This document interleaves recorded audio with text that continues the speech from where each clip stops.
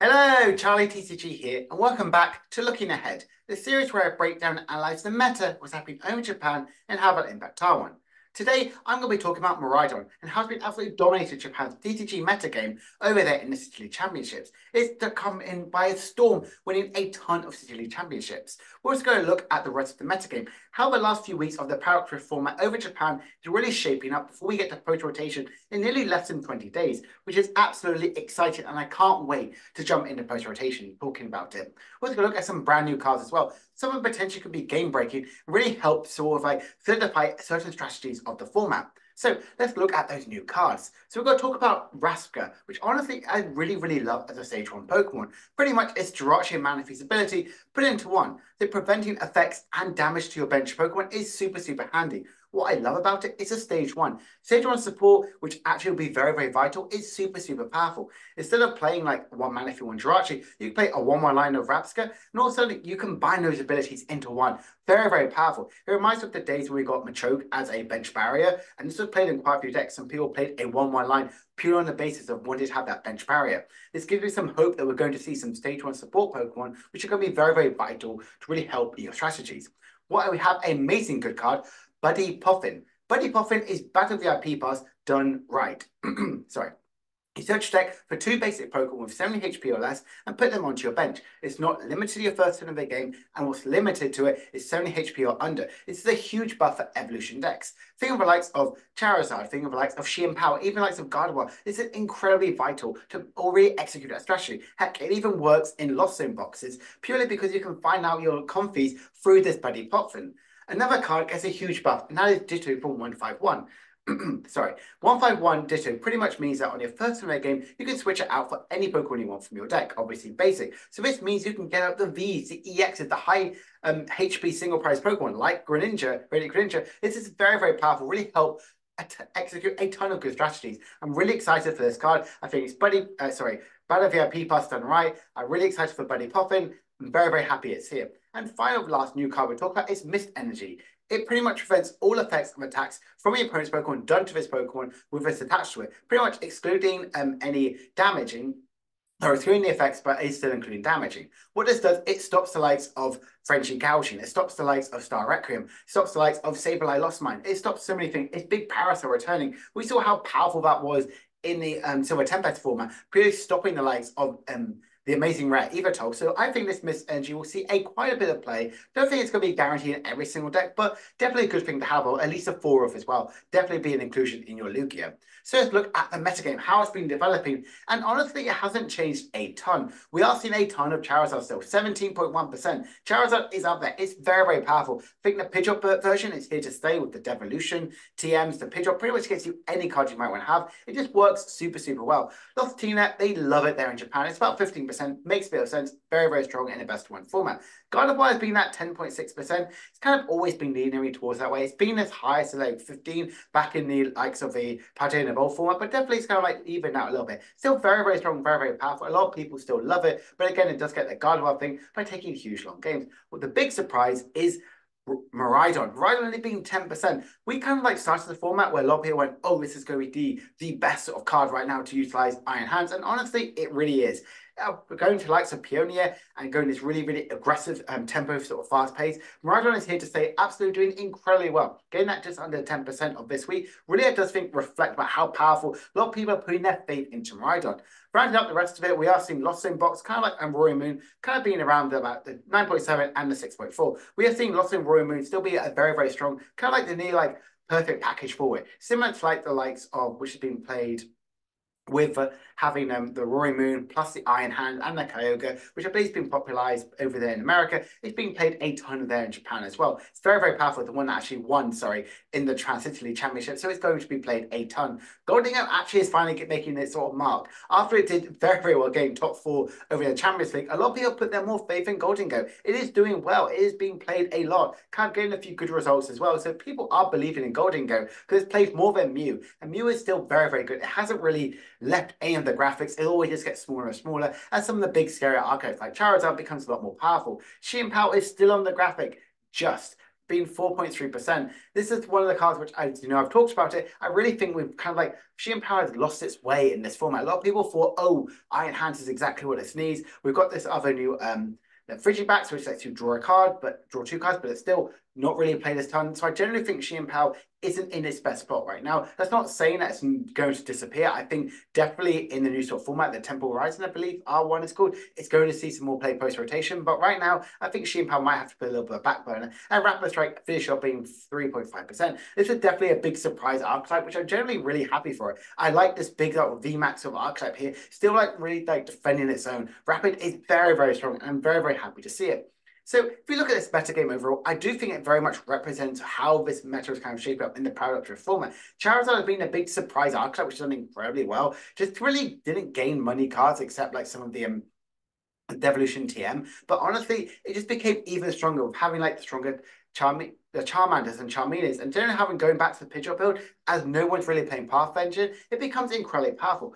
Arctina, like I mentioned quite a few weeks ago, I believe, or I thinking about it a little bit, I do think actually has a good shot. I think Arctina actually did do pretty well in some city leagues, purely on the basis of how many archetypes are running around the Path to Peak.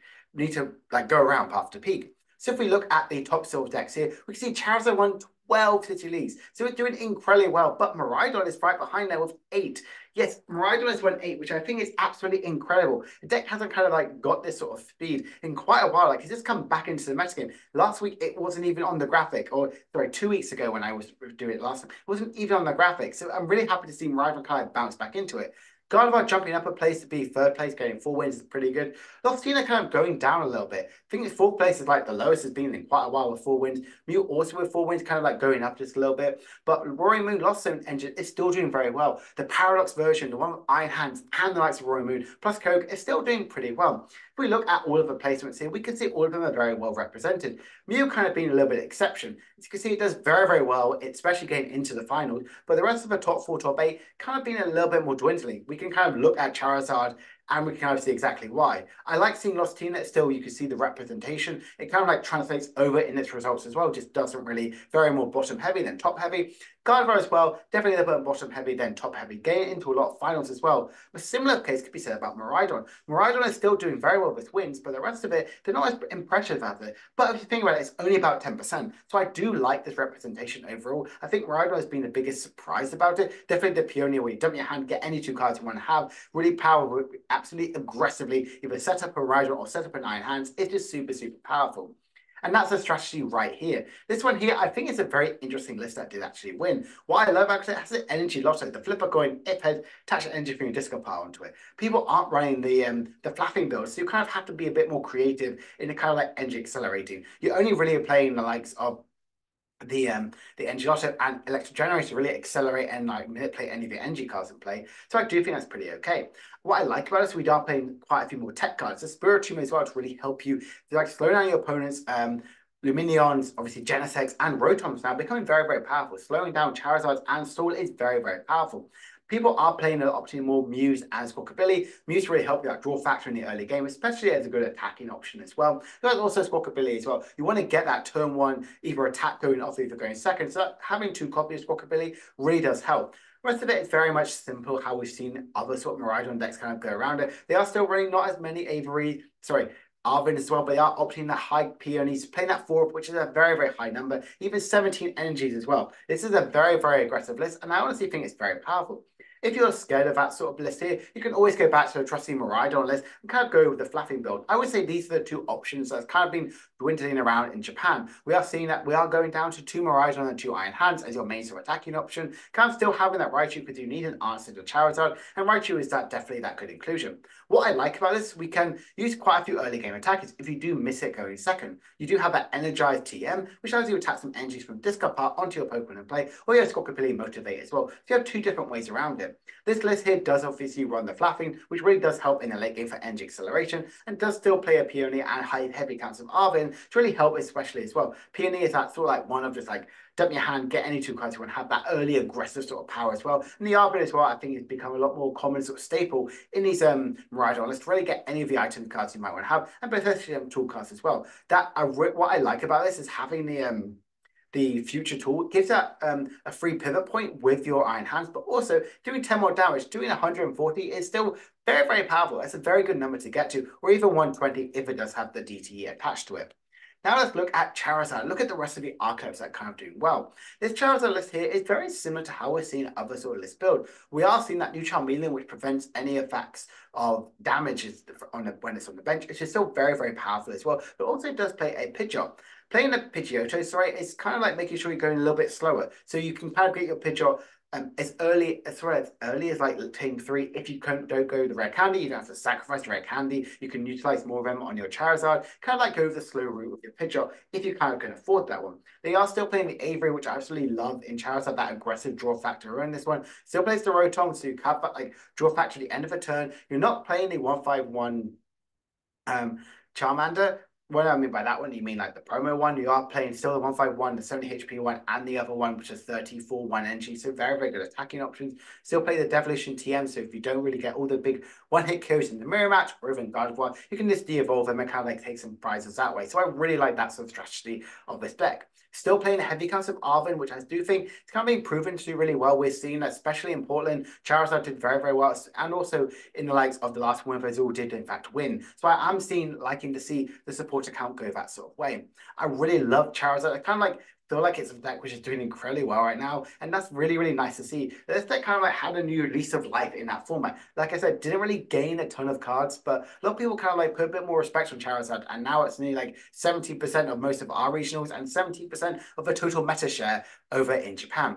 Another list I want to talk about is this one here, the one with Sylveon VMAX. So this one's pretty good with its attack 70 times the amount of plus 30 more damage for each different type of Pokemon on your bench. This is good because you can hit Pokemon for Psychic Weakness, but also you play a ton of different types in this sort of deck here. So I do think that's a really powerful strategy. You have the Arceus V-Star, so you can kind of get any cast you want to have. And also it's a really good card as well because it helps set up the likes of your Sylveon VMAXs as well. So you're not going to utilize your Charizard to kind of power them up. So you have multiple different ways to kind of get setting up.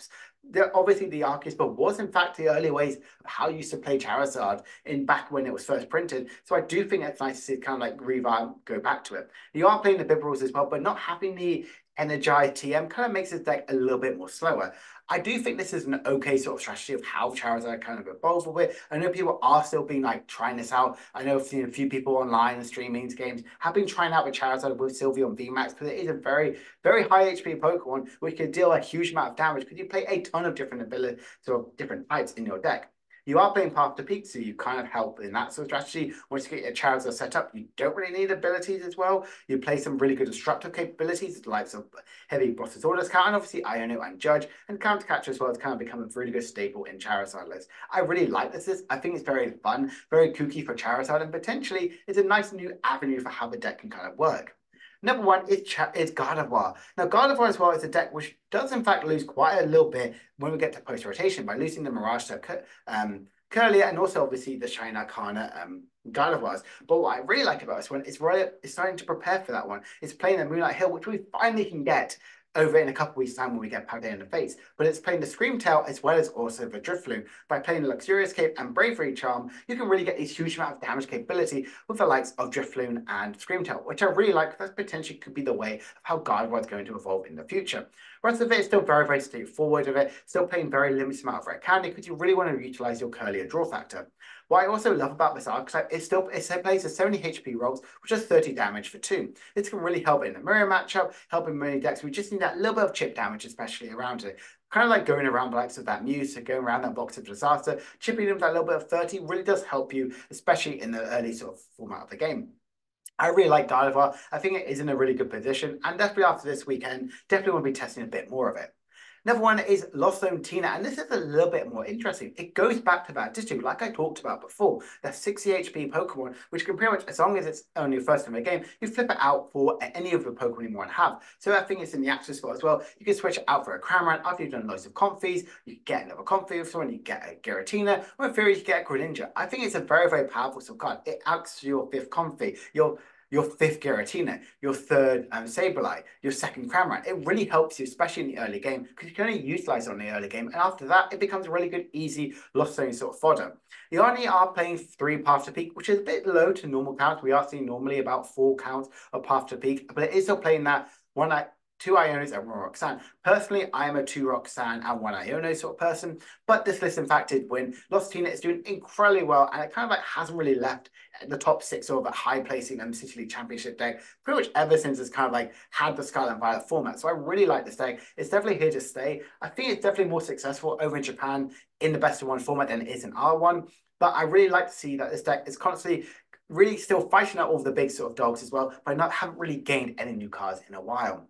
And looking at a few other little rainy cards, we look at Mew here, hasn't really gained so many more cards as well. Still very similar. I think the Fusion build is the best sort of version, but a little bit different from the one we saw get top 4 by playing more of the Fusion build version of it one, with the Ultra Sparkle, with the Ice Cube and Meloetta. I really like this build of Mew, and there's not really much to say about it. Mew is very, very powerful. We do say goodbye to Mew very soon, so a lot of people might get their last hurrahs in with Mew, which is quite nice to see. And the last sort of big Savaka I want to talk about is Lost Zone Roaring Moon. This deck here is definitely the best way to play the package of Sableye and Sablezard. It's kind of like the lame, sort of like label version, but it is going with that Roman package. That instant one-hit KO capability is super, super powerful. And the Moltres as well is a really good backup attacker. Having a single price attacking option which can do over 300 damage, yes please, it is very, very powerful when your opponent's taking over 5 prizes. The rest of it is still very, very straightforward. I really love this sort of version. It's still a way for Lost Zone to really kind of compete into it one, kind of going away from the likes of Dragonite, because you have Roaring Moon, you can one-hit KO stuff. Why would you want to have something which can do more damage to the bench? And the last deck I want to talk about is Golden Go. Yes, this deck here, which got top 4, kind of like taken this pretty much the community by storm. It's really, really nice to see this deck kind of like making the radar. It's made a splash in the format. This was the only one I believe that did win the tournament, but we're seeing it is a little bit more different from the version we did see get top 4. The high counts of Irida, gained lower counts of Worker, but still playing like that Palkia engine, not Meloetta, the Milotic, as well as also a ton of item cards to kind of go around with it. The Counseling Clone, I really love in that one, so you can really get that Greninja play out as early as turn 2 and really surprise your opponent. I really love this deck. I think this is pretty much the best way to play Golden Go right now. Palkia is a really good secondary attacker, especially in the early sort of game where you build up to attacking options. Golden Go, one of the best sort of draw factors right now in the game. It's just a very, very powerful deck, and I'm really, really excited to see it kind of like make a big splash after the City League Championships. So kind of looking ahead, will Miraidon's streak continue? Honestly, it's doing very, very well right now, and I do think it could potentially continue to be one of the most absolute powerhouses right now in the format. It will in fact lose quite a few bits about what makes it powerful going into post-rotation, but right now, I hope this streak really does continue. If Charizard too powerful, I genuinely think it could be just a little bit too strong right now. But honestly, I'm enjoying the format. I'm not disliking having like 15% metagame with just Charizard EX, because every list is different. Every list is more exciting every single time. And what will post-rotation bring? These 3 archetypes right down here, the Roaring Moon, Golden Go, and Gardevoir, I think all become very, very strong post-rotation. I'm really excited to see what the sort of formats will evolve, what new decks and archetypes we're going to talk about next week. I'm very, really excited, and thank you so much for joining me on this journey. I'm really, really excited to talk about post-rotation. We've been nearly uploading videos for the channel for over a year, so I'm very, very excited about that one. Please stick around once we get post-rotation happening in February, when I'm going to talk about it. I'm just very, very excited about it. Sorry, in January. So if you enjoyed this video, please make sure to like and subscribe and comment down below, what deck are you excited about? Do you think Miraidon and Charizard will be as powerful as they are in post-rotation? My name is TCG, and I hope you have a brilliant rest of your day. Bye for now.